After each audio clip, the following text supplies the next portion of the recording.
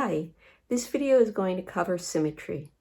Symmetry can be really important sometimes when we're dealing with still lifes.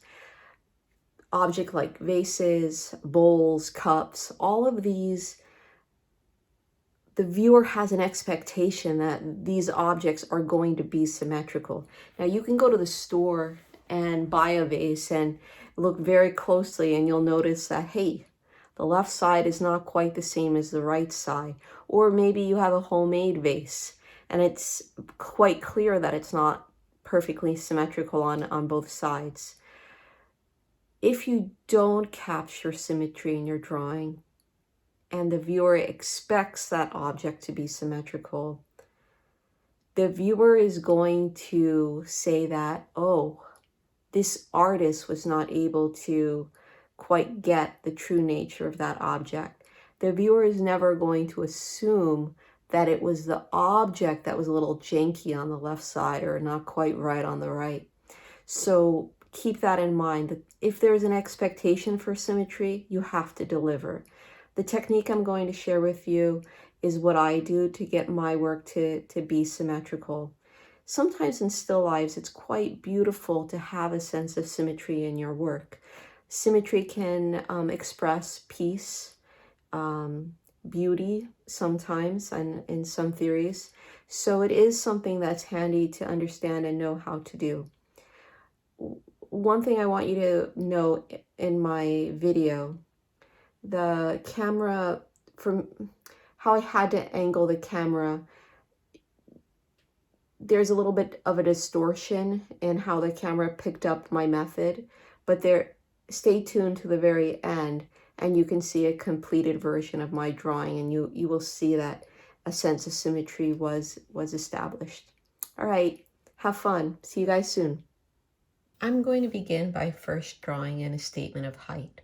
We can also call this an axis line.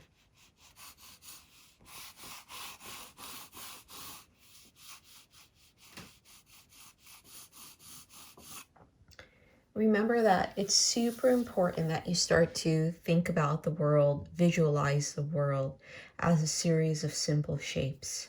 And it is important to know that there's no right or wrong way of thinking or converting the complex world into a series of simple shapes, but it's something that you must begin to do. That's going to be paramount in your ability to progress as an artist.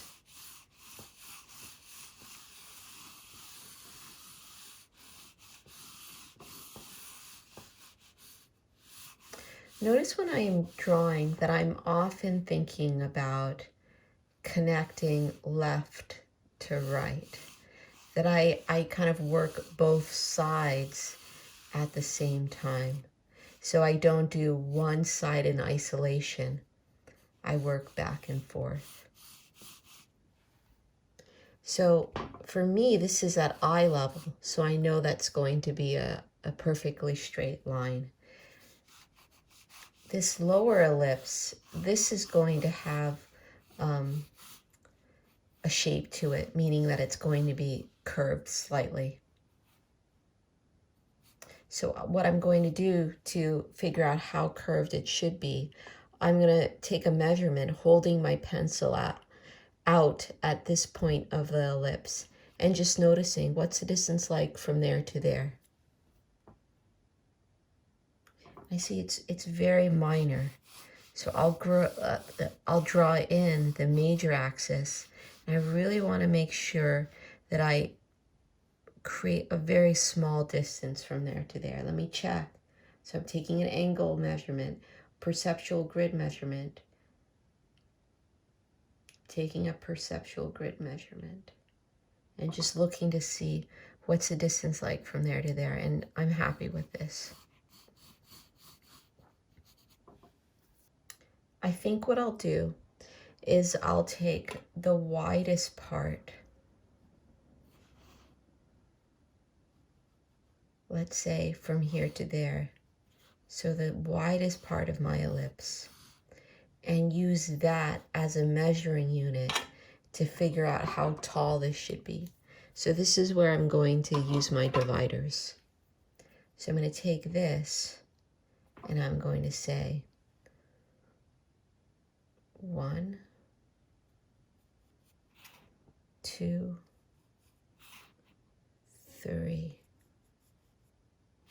And it looks like in my drawing I have it a little bit more. Let me confirm or see what it actually is in real life. So in real life, I'm now taking a measurement using my dividers. And there is a video going over how to use dividers if you need a review. So I'm counting 1. 1 is like where there's a strong highlight, so I make a mental note of that. It also appears like it's the most round part of this form.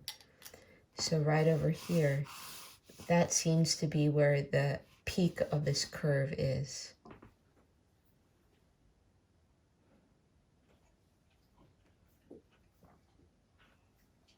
Two.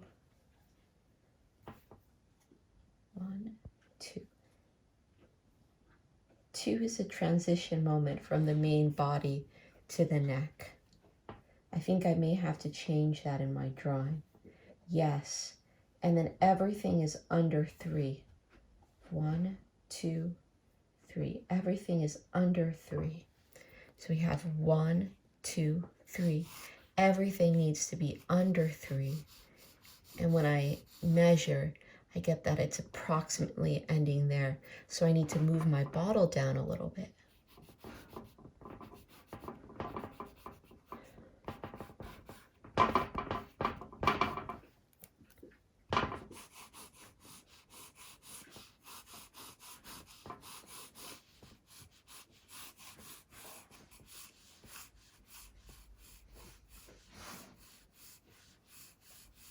I'm trying to capture the neck here as being a transitional moment.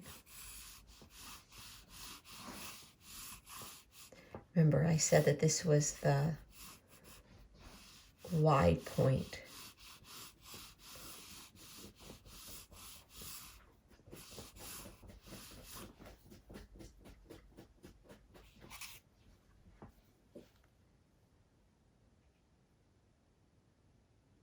I'm asking myself, what does it look like?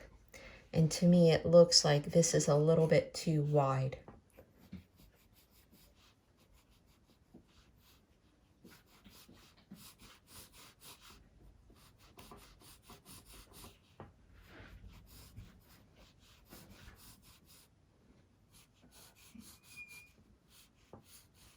Notice that as I make adjustments, I adjust the left or the right, and then I quickly move on to fixing the opposite side. So I don't say, let me fix this side, and then quickly, and then after I finish this, let me go to the opposite side. I try as much as possible to work them together.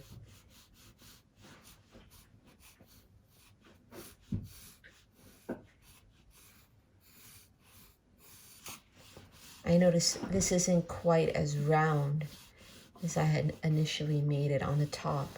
It's not quite that round. It's almost like this oval is thinner on top and a little bit wider on the bottom. Now I'm looking at it and asking myself, what does it look like? Okay, not too bad here. I'm not certain about this. I don't know if that's in the right spot. So what I'm going to do is I'm going to take an angle measurement from here to there. And just see what I'm going to get. Okay. I do think that I'm making this a little bit wide based on my measurement. I think I could actually pull it into approximately over there. And I'm going to move it in a little bit on this side too.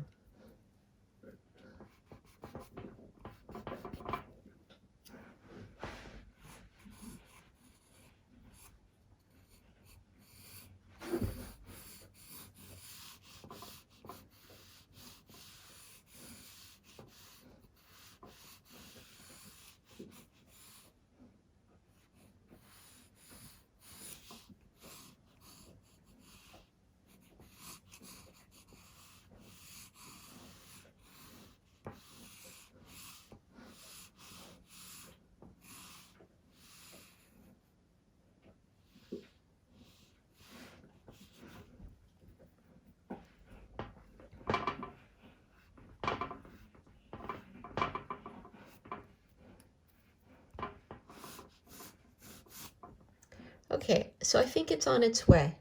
I know that roughly the height is accurate or proportionate to the width, so check.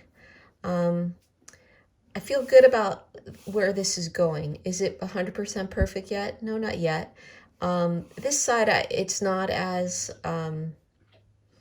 accurate as the left side, so I have that in my mental, in my thoughts right now. But to get symmetry, what I'll do next is I'm going to find the middle from here to there. So I'm going to look for the middle. So this is where my dividers can come in, and I'm going to use a guess and check method to find the middle. But before I do that, let's actually use a perfectly straight line to create this axis. Remember, this is part of it, going to be part of an ellipse, so this is going to be what we call the major axis. I zoomed out slightly so you can see me use the grid ruler. Remember, when we're trying to make a perfectly horizontal line, we want to align one of the vertical lines with something that we know is straight, like the edge of the paper. And sometimes, because there's many sheets here, I like to pull my single sheet away from the pad just to be sure that I'm going to measure off of only one sheet. Sometimes having multiple sheets can make it hard to measure. There we go. There's a nice horizontal line. Now I can find the middle from here to there.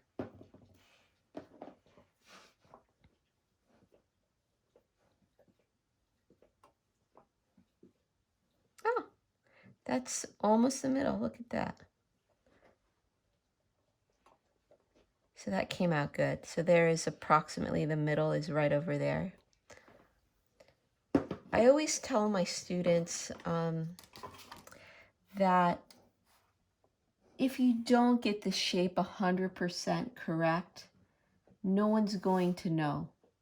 What they will know, what they will be able to see, the viewer will be able to detect if something is asymmetrical. So you should prioritize this method.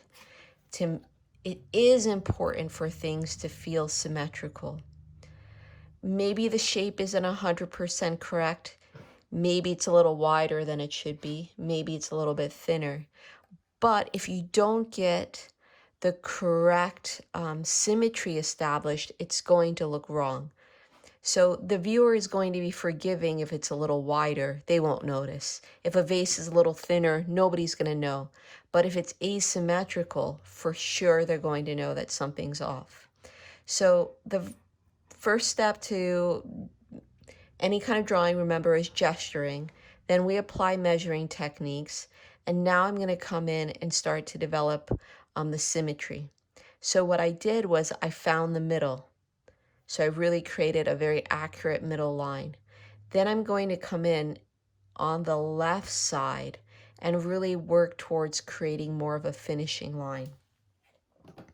When we create a finishing line, this is where we can hold our pencil more like we're used to, right? More like writing tools. If you want to have a sharpened pencil, you can. This is sharp enough for me.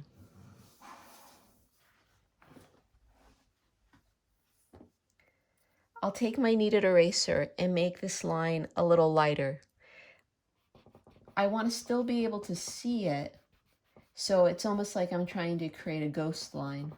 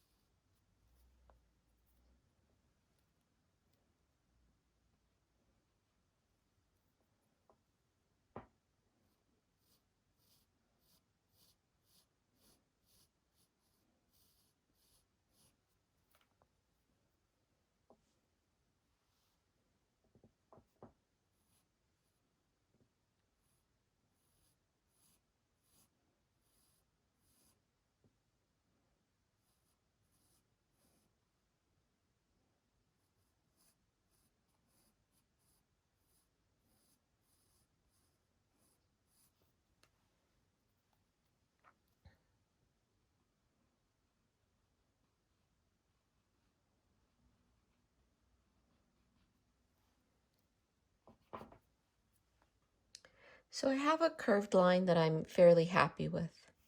And you saw me come in and kind of finesse the shape, oftentimes erasing. It's important to, every once in a while, stop and say, what does it look like? Am I getting the curve accurately? Even though I said that as long as it's symmetrical, nobody's going to know if you're a little bit off, it's still, I feel like it's almost a moral, um, uh, how would I say, a moral journey learning how to draw, and that I'm always trying to do my best. It doesn't matter if anybody knows that I'm doing my best, but I know if I'm cheating the system or if I'm actually doing my best. So I always try to be better, to improve my vision, to improve my ability to see, to improve my technical ability to capture what I see. So even though no one will know if this is 100% accurate, I still try my best to be honest for my own sake in learning how to be a better artist. Once I have a curve that I'm happy with, I'm going to then draw a series of horizontal lines. But before I do that, I'm going to use my kneaded eraser and just erase or ghost erase that right side.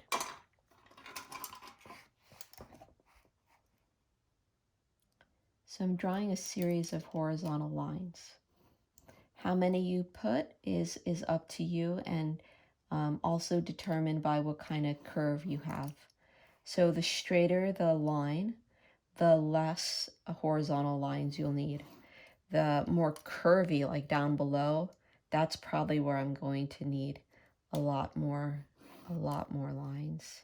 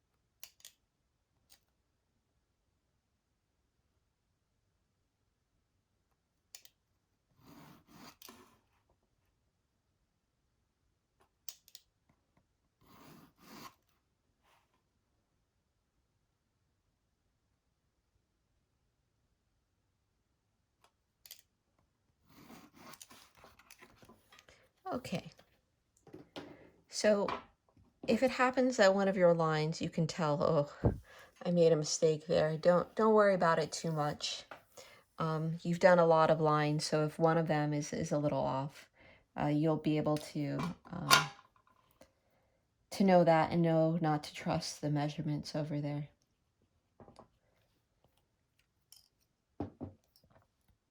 Then I'll take my dividers and create a measurement and then move it to the other side.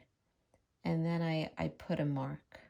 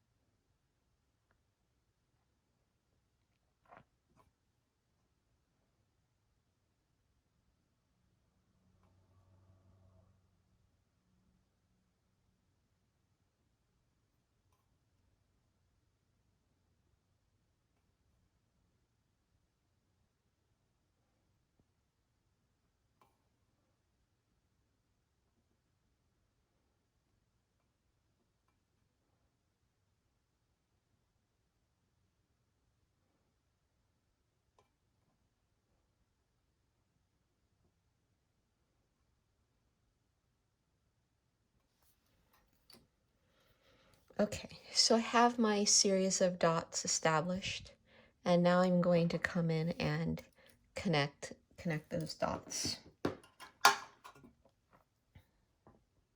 And I'm really going to try to look segment by segment and try to capture the line that I see there. Kind of helps me just to take it one little bit at a time.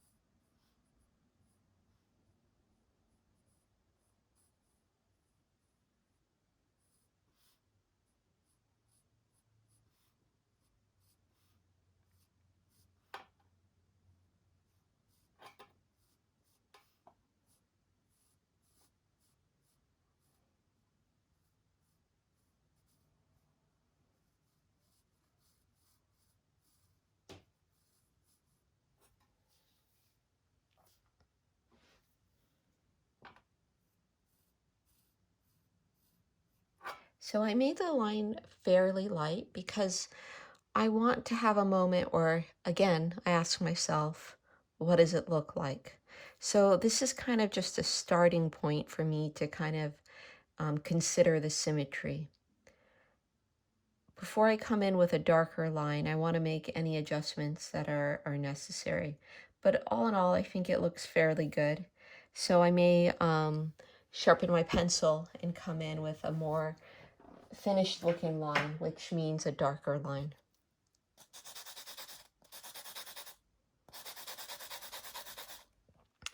I'm sharpening my pencil, by the way, with a piece of sandpaper.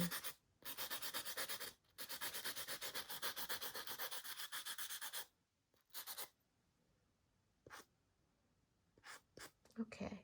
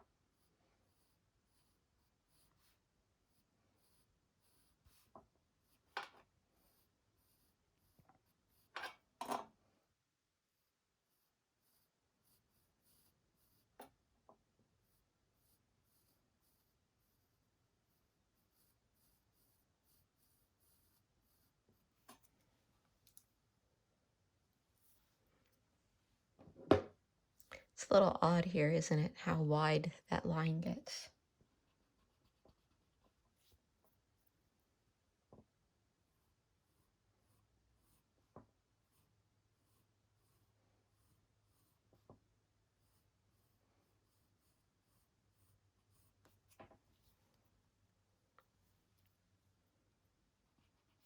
So that's how I get something to look symmetrical. I am going to continue working on this just for anybody that's curious to see how I would complete this form. But that's pretty much it when it comes to symmetry. So remember, all the measuring systems still apply. You begin with a gesture drawing. The new step is to think about creating an axis line.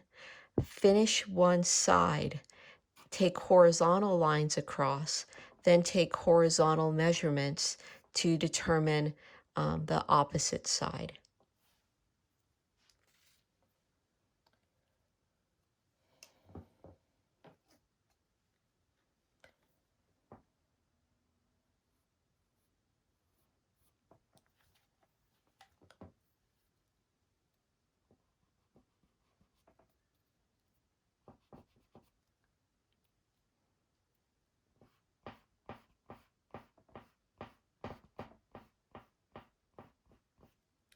This is at my eye level, so it's going to be perfectly flat.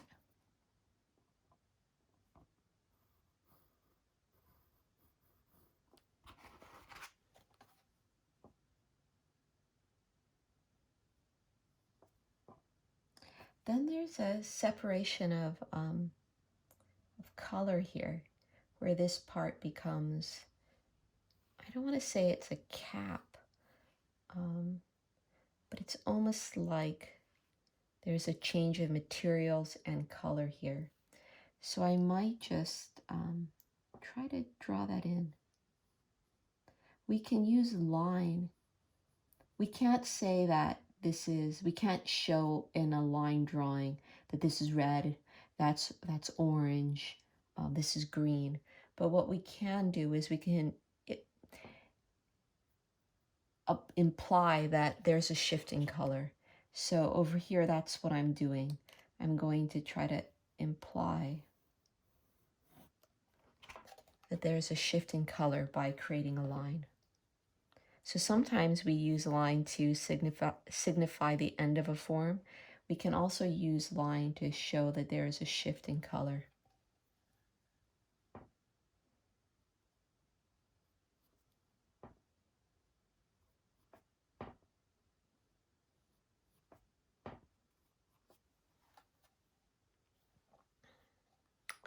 Down below here, this is where we have our ellipse. Before I do that, let me just try to clean up this line. I will say, let me see if this comes up on camera, that you see me drawing a line, like I'm making these kind of marks.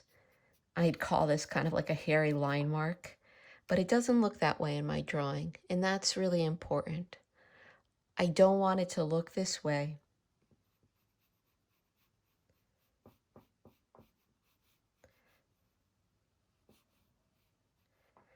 Because that line signifies hatchy lines communicate, hatchy nervous lines communicate a sense of anxiety.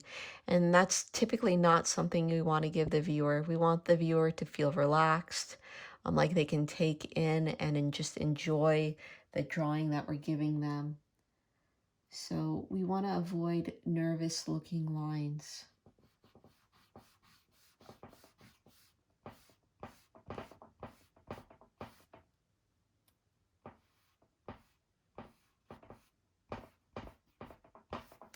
Looks like my tabletop is going to end, golly, approximately over there.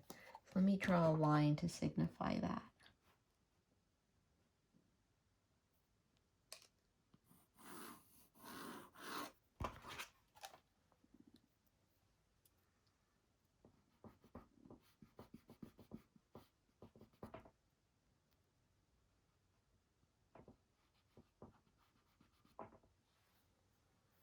And now is the time where we're gonna travel that ellipse.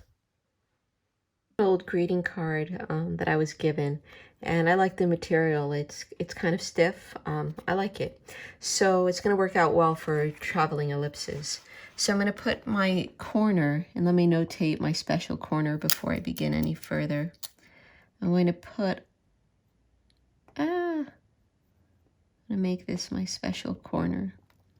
And then right where the ellipse ends, looks like it's right there, I'm gonna put a mark and I'm gonna label this MJ for major. And I'm gonna do the same, but for the minor. I'm gonna put this right in the middle, and where this ends, I'm gonna put a mark, MI for minor. I'll take my kneaded eraser and just erase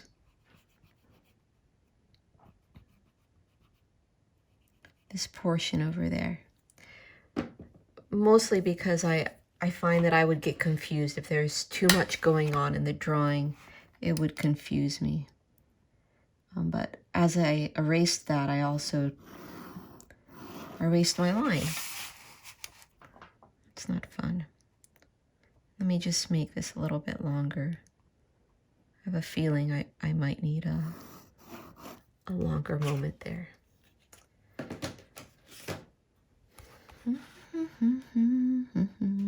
So remember, minor goes on the major, major goes on the minor, And then we're going to put a special dot right there. I'm rotating minor on the major, major on the minor. And then right at the corner, we're going to put a little dot. I'm rotating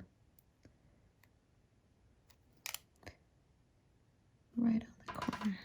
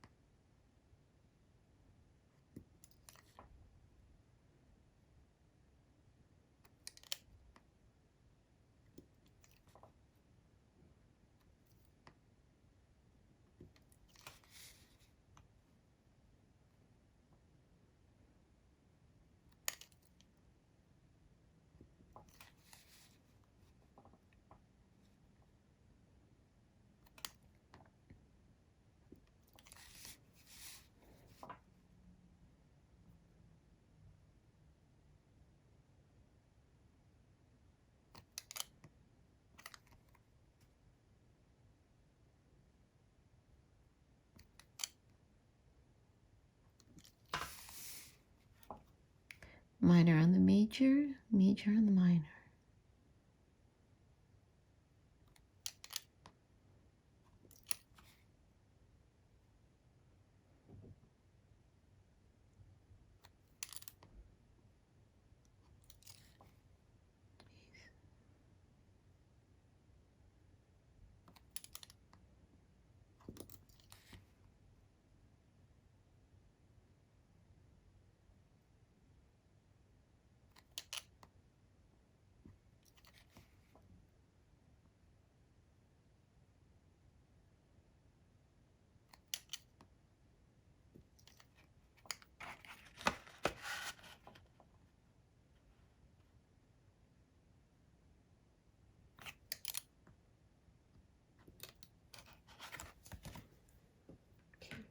Now I'm going to come in and connect those lines.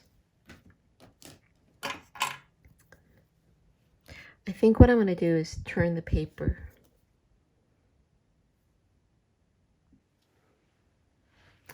I find that it's a lot easier to draw down, so I'm going to do that. Just turn your paper.